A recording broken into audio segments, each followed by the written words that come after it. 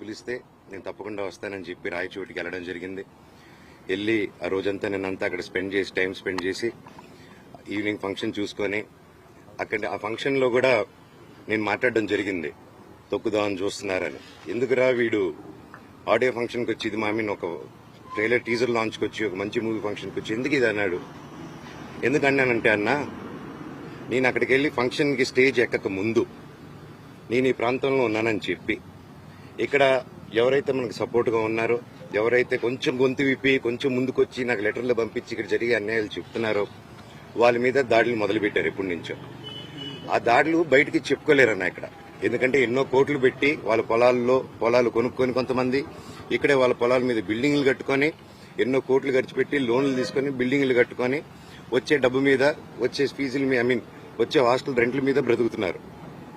అలాగే వాళ్ళకు వచ్చేది అన్న దాంట్లో నుంచి హేమాద్రి నాయుడు వీళ్ళందరూ కలిసి కొట్టి బెదిరించి ప్రతి ఒక్కరి దగ్గర డబ్బు వసూలు చేస్తున్నారు. పర్ స్టూడెంట్కి ఇంత అని చెప్పి ఈ కంప్లైంట్స్ నాకు వచ్చింది.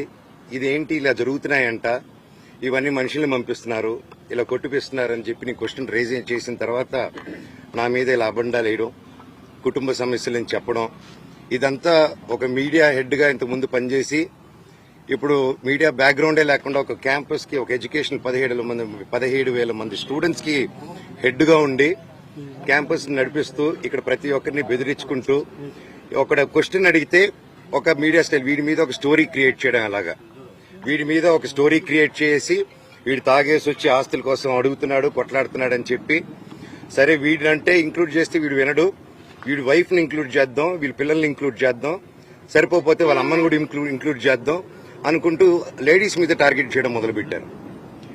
ఇక్కడ వాళ్ళందరికీ ఏమైపోయింది, అయ్యో హైదరాబాద్ లో మనోజ్ని ఇంత ఇబ్బంది పెడుతున్నారు, మనోడిని అతన్నే అంత ఇబ్బంది పెడుతుంటే మనల్ని అసలు లెక్క చేస్తారా ఇక్కడ అనేసి ఒక స్ట్రాటజీలో వెళ్తున్నారు వీళ్ళు. అన్న, నా సైడ్ నిజం ఉంది, వాళ్ళ సైడ్ నిజం లేదు, వాళ్ళని ఒక్క ప్రూఫ్ ఇమ్మనండి, నా దగ్గర అన్ని ప్రూఫ్లు ఉన్నాయి. సో ఇది ఆన్ గోయింగ్ ఇష్యూ. ఇది మళ్లీ చెప్తున్నాను, ఇది ఆస్తి గొడవలు కాదు, ఇది ఆత్మగౌరవంకి పోరాడే ఒక సమస్య. ఇది ప్రతి ఒక్క ఆత్మగౌరవం, ఇక్కడికి వచ్చే ప్రతి ఒక్క పల్లెటూరు మనిషిది, ప్రతి ఒక్క ఊరు మనిషిది, ప్రతి ఒక్క స్టూడెంట్ది, ప్రతి ఒక్కరి ఆత్మగౌరవం. తెలంగాణ గవర్నమెంట్ లో నేను వెళ్లి వెంటనే కంప్లైంట్ చేయగానే డీజీ గారికి, మా కమిషనర్ సుధీర్ బాబు గారికి, అలాగే మా పాడి షరీఫ్ సిఐ, ప్రతి ఒక్కరికి సిఐ గారికి, ప్రతి ఒక్కరికి మేము గురువారెడ్డి గారికి, ప్రతి ఒక్కరికి మేము అక్కడ విన్నపం చేసి ఆ బౌన్సర్ది మీరంతా టీవీలో చూశారు. అక్కడ కాబట్టి బయటకు వచ్చేసింది, అప్పుడు ప్రెస్ లో వచ్చింది కాబట్టి అందరూ ధైర్యం చేసి చెప్పారు కాబట్టి కోర్టు నుంచి ఆర్డర్స్ వచ్చి బౌన్సర్స్ ఉండకూడదని చెప్పి కమిషనర్ గారు కూడా స్ట్రిక్ట్ ఆర్డర్స్ ఇచ్చి అక్కడ కంట్రోల్ చేయగలిగారు. నేను లాస్ట్ టైం ఇక్కడికి వచ్చినప్పుడు, గొడవలకు వచ్చినప్పుడు నేను క్లియర్ గా చెప్పాను, సిఐ గారికి, డిఎస్పీ గారికి క్లియర్ గా చెప్పాను, సార్ ఇలా ఉందంటే వాళ్ళు ఇమీడియట్ గా యాక్షన్ తీసుకొని కంట్రోల్ చేశారు అప్పుడు ఇష్యూని. దానికి నిజంగా thank you very much sir, immediate గా రెస్పాండ్ అయినందుకు. ఈ రోజు నిన్న జరిగిన ఇష్యూలో టక్కని ఒక 10 మంది నేను కరెక్ట్ గా స్టేజ్ ఎక్కక ముందు కాల్స్ వచ్చింది నాకు, అన్న కూడా పక్కనే ఉన్నారు. టక్కని కాల్స్ వచ్చింది, ఇలాగ మన అనిల్ని ఎఫ్ఐలో అందరూ బౌన్సర్స్ అందరూ ఒక 16 మంది కర్రలు, కటార్లు, రాడ్లతో వచ్చి ధ్వంసం చేశారు. ఎందుకంటే కొద్ది రోజుల క్రితం ఈయన మన క్యాంపస్ లో ఉన్నప్పుడు వినయ్ గారు పలువురు చాలా మందితో అదే హెడ్స్ తో కూర్చొని అందరూ హాస్టలర్స్ కూర్చొని చెప్తూ ఉంటే నిలబడి, సార్ ఇక్కడ టెర్రరిస్టులు లేరు, పిల్లలే, ఇంత బౌన్సర్స్ ఎందుకు సార్, వాళ్ళు కొంతమంది బౌన్సర్స్ రాత్రి అయితే తాగేస్తున్నారు, ఇక్కడ గొడవలు చేస్తున్నారు, దయచేసి వాళ్ళతో ఇవి అవుతుంది, ప్రొఫెషనల్ సెక్యూరిటీ గార్డ్స్ ని పెట్టండి సార్, ప్రొఫెషనల్ ఆర్మీ వాళ్ళని పెట్టండి సార్, ఆల్రెడీ ఆర్మీ వాళ్ళు కొంతమంది ఉన్నారు, ఇంకా పూర్తిగా వాళ్ళని పెట్టి డిసిప్లైన్ గా ఈ అలవాట్లు నేను వాళ్ళని సెలెక్ట్ చేసి పెట్టాలి ఇంతమంది స్టూడెంట్స్ ఉన్నప్పుడు. నేను ఫస్ట్ నుంచి ఒకటే చెప్తున్నా, మా ఏరియాలో ప్రతి ఒక్కరిని భయాంతులతో గురి చేస్తున్నారు. సో మళ్లీ చెప్తున్నాను, ఇక్కడ వీళ్ళని ప్రతి ఒక్కరిని ఇప్పుడు ఈ రోజు కొట్టు మూసుకొని పారిపోయాడు, వీరు నోటీస్ చేస్తే నేను గొడవ అయిన వెంటనే సీసీటీవీలు లాక్కొని వెళ్ళడం, హైదరాబాద్ లో కూడా నా ఇంట్లో నుంచి సీసీటీవీలు లాక్కొని వెళ్ళడం, ఎక్కడే గొడవ జరిగినా సీసీటీవీలు లాక్కొని వెళ్ళడం. సో ఇది ఆనవాయితీ అయిపోయింది. So as it is same repeat అవుతుంది ప్యాటర్న్. దయచేసి నేను రిక్వెస్ట్ చేస్తున్నాను, ఎమ్మెల్యే గారిని కూడా నేను ట్రై చేశాను, సార్ నాని గారు మీకు నమస్కారం, ఇక్కడున్న ప్రతి ఒక్కరూ మీకు సపోర్ట్ చేసి ఓట్లు వేశారు సార్, అండ్ మీకు తెలుసు ప్రతి ఒక్కరు నిలబడి సపోర్ట్ చేశారు, ఇక్కడ ప్రజలందరికీ మీ సపోర్ట్ కావాలి sir, we are doing a good governance.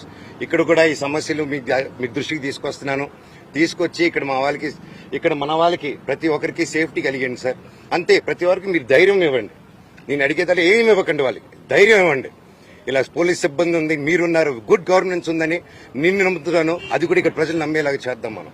గత 5 years గా, గత కొద్ది సంవత్సరాలుగానే వీళ్ళని 3-4 years గా అసలు ఎలా ఉందంటే 3 years బ్యాక్ ఇలా లేదండి. ఎప్పుడు నాన్నగారు ఇది చూసుకున్నంత కాలం ఇది ఇలా లేదండి. ఆయన 10 మందికి హెల్ప్ చేయాలని స్టార్ట్ చేసిన క్యాంపస్ 3 years నుంచి ఏమైందో తెలియదు. ఎందుకు ఇలా ఎవరు మేనేజ్మెంట్కి వెళ్ళిందో ప్రతి ఒక్కరికి తెలుసు మీరు. సో దయచేసి please look in to it. ఈ బౌన్సర్స్ అంతా ఎండ్ చేయండి. ఇది వీళ్ళకి కూడా దెబ్బలు తగిలింది. ఇప్పుడు ఆయన ప్రాణభయాలతో ఆఫ్ చేసుకొని ఆయన ఎక్కడికో వెళ్ళిపోయాడు. ఆయనకు కూడా ఫోన్స్ వచ్చి బెదిరింపులు జరిగాయి. ఆయన కూడా కొట్టిన తర్వాత ఇదంతా అయిన తర్వాత క్యాంపస్ లోకి తీసుకెళ్లి వాళ్ళందరూ బెదిరించారంట. ఇక్కడ కొంతమంది కూడా దెబ్బలు తగిలింది. పిల్లలు కూడా భోంచేస్తున్న పిల్లలు వీళ్ళన్నీ జరిగేటప్పుడు పిల్లల ముందు ఇవన్నీ చేస్తే ఏరియాలో ఇంకెంత భయపడతారండి. ఇది కేవలం ఇంటిమిడేషన్. ఇది అంతం చేయాలి. దయచేసి మీ అందరూ రిక్వెస్ట్ చేస్తున్నాను. అలాగే